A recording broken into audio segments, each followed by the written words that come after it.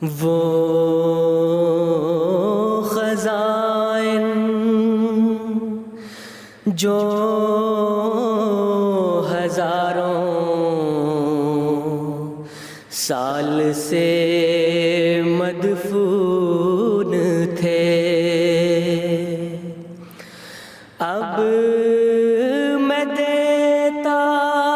ہوں اگر کوئی ملے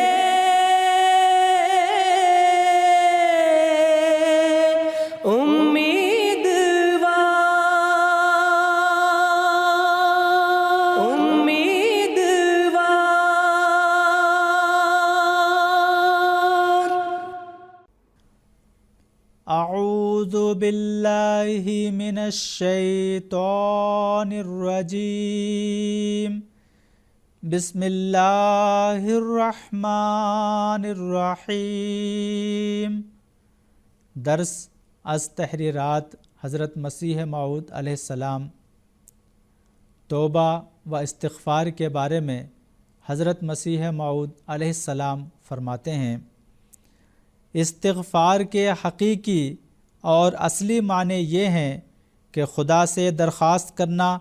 کہ بشریت کی کوئی کمزوری ظاہر نہ ہو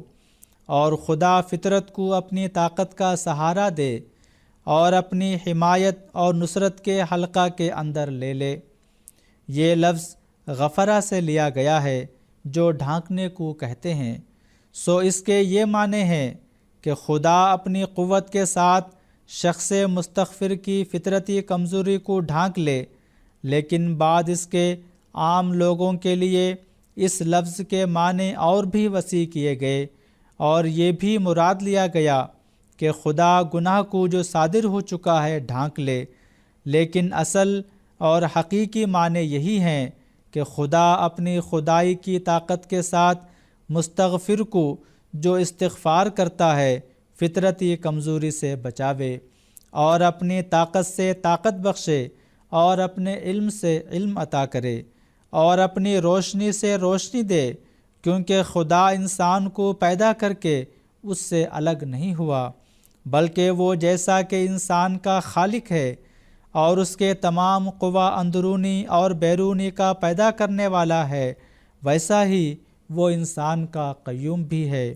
یعنی جو کچھ بنایا ہے اس کو خاص اپنے سہارے سے محفوظ رکھنے والا ہے۔ پس جبکہ خدا کا نام قیوم بھی ہے، یعنی اپنے سہارے سے مخلوق کو قائم رکھنے والا،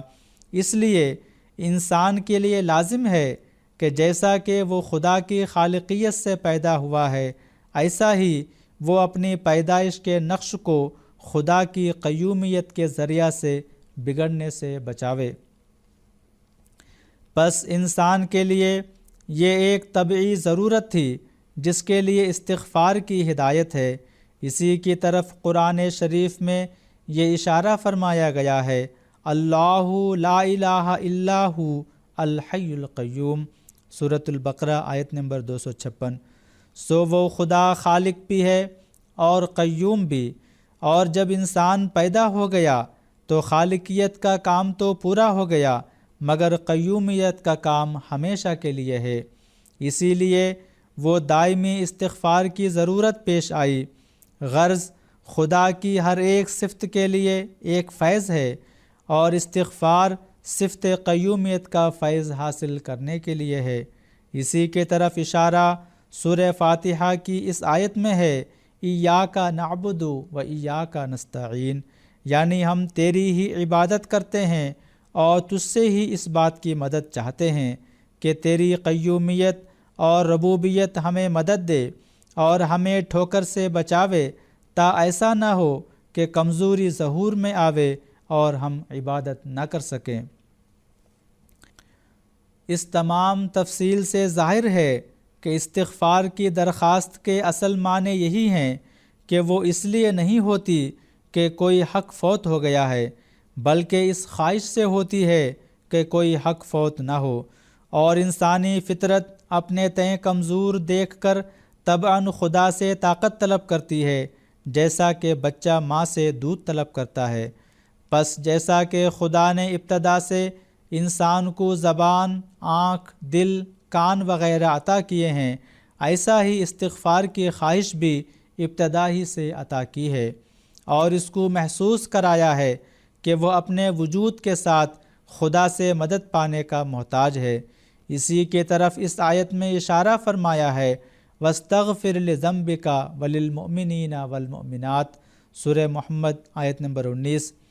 یعنی خدا سے درخواست کر کہ تیری فطرت کو بشریت کی کمزوری سے محفوظ رکھے، اور اپنی طرف سے فطرت کو ایسی قوت دے کہ وہ کمزوری ظاہر نہ ہونے پاوے، اور ایسا ہی ان مردوں اور ان عورتوں کے لیے جو تیرے پر ایمان لاتے ہیں بطور شفاعت کے دعا کرتا رہے کہ تا جو فطرتی کمزوری سے ان سے خطائیں ہوتی ہیں ان کی سزا سے وہ محفوظ رہیں، اور آئندہ زندگی ان کی گناہوں سے بھی محفوظ ہو جائے۔ یہ آیت معصومیت اور شفاعت کے اعلیٰ درجہ کی فلسفی پر مشتمل ہے، اور یہ اس بات کی طرف اشارہ کرتی ہے کہ انسان اعلیٰ درجہ کے مقام عصمت پر اور مرتبہ شفاعت پر تبھی ہی پہنچ سکتا ہے کہ جب اپنی کمزوری کے روکنے کے لیے اور نیز دوسروں کو گناہ کی زہر سے نجات دینے کے لیے ہر دم اور ہر آن دعا مانگتا رہتا ہے، اور تضرعات سے خدا تعالیٰ کی طاقت کو اپنی طرف کھینچتا ہے، اور پھر چاہتا ہے کہ اس طاقت سے دوسروں کو بھی حصہ ملے جو بوسیلہ ایمان اس سے پیوند پیدا کرتے ہیں۔ معصوم انسان کو خدا سے طاقت طلب کرنے کی اس لیے ضرورت ہے کہ انسانی فطرت اپنی ذات میں کوئی کمال نہیں رکھتی، بلکہ ہر دم خدا سے کمال پاتی ہے، اور اپنی ذات میں کوئی قوت نہیں رکھتی بلکہ ہر دم خدا سے قوت پاتی ہے، اور اپنی ذات میں کوئی کامل روشنی نہیں رکھتی بلکہ خدا سے اس پر روشنی اترتی ہے۔ اس میں اصل راز یہ ہے کہ کامل فطرت کو صرف ایک کشش دی جاتی ہے تا وہ طاقت بالا کو اپنی طرف کھینچ سکے،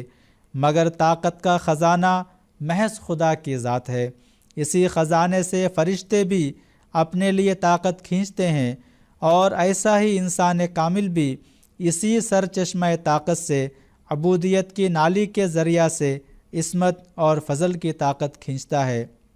لہٰذا انسانوں میں سے وہی معصوم کامل ہے جو استغفار سے الہی طاقت کو اپنی طرف کھینچتا ہے،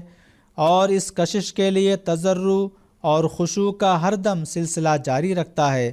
تا اس پر روشنی اترتی رہے۔ پس استغفار کیا چیز ہے؟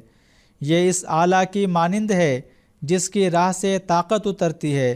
تمام راز توحید اسی اصول سے وابستہ ہے کہ صفت عصمت کو انسان کی ایک مستقل جائیداد نہ قرار دیا جائے، بلکہ اس کے حصول کے لیے محض خدا کو سرچشمہ سمجھا جائے۔ عصمت انبیاء علیہم السلام، روحانی خزائن، جلد 18، صفحہ نمبر 271۔